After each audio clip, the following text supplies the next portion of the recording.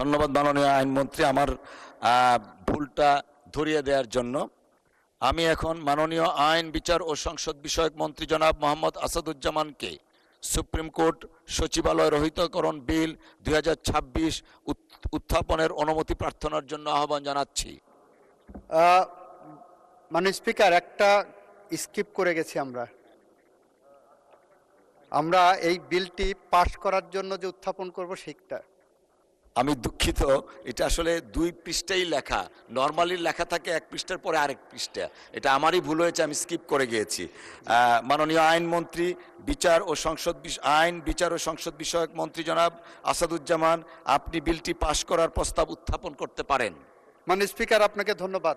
মাননীয় স্পিকার, আমি মোহাম্মদ আসাদুজ্জামান মাননীয় আইন বিচার ও সংসদ বিষয়ক মন্ত্রণালয় বাংলাদেশ ল অফিসার্স অর্ডার 1972 এর অধিকতর সংশোধন কল্পে বাংলাদেশ ল অফিসার্স অ্যামেন্ডমেন্ট বিল 2026 উত্থাপিত আকারে পাশ করা হোক বলে আপনার সামনে উপস্থাপন করছি। ধন্যবাদ মাননীয় আইনমন্ত্রী আমার ভুলটা ধরিয়ে দেওয়ার জন্য।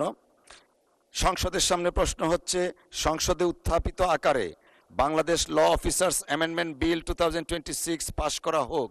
যারা এই প্রস্তাবের পক্ষে আছেন তারা হ্যাঁ বলুন, যারা এই প্রস্তাবের বিপক্ষে আছেন তারা না বলুন।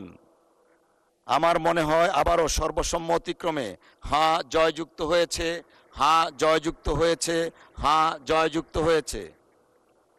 অতএব সংসদে উত্থাপিত আকারে বাংলাদেশ ল অফিসার্স অ্যামেন্ডমেন্ট বিল 2026 পাশ হলো।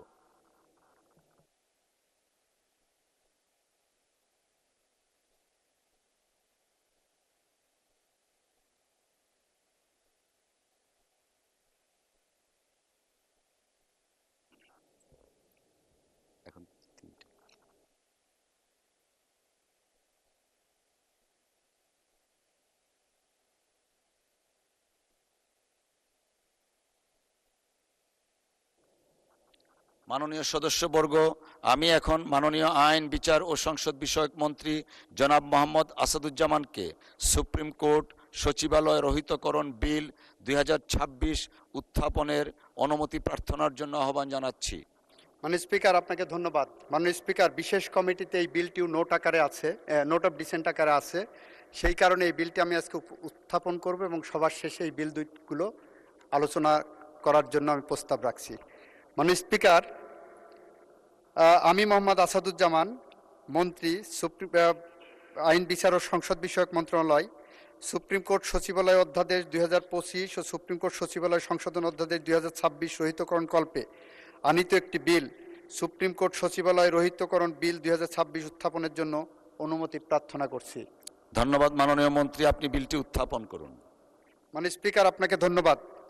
মাননীয় স্পিকার, আমি এই মহান সংসদে বিবেচনার জন্য আপনার মাধ্যমে সুপ্রিম কোর্ট সচিবালয় রহিতকরণ বিল 2026 উত্থাপন করলাম।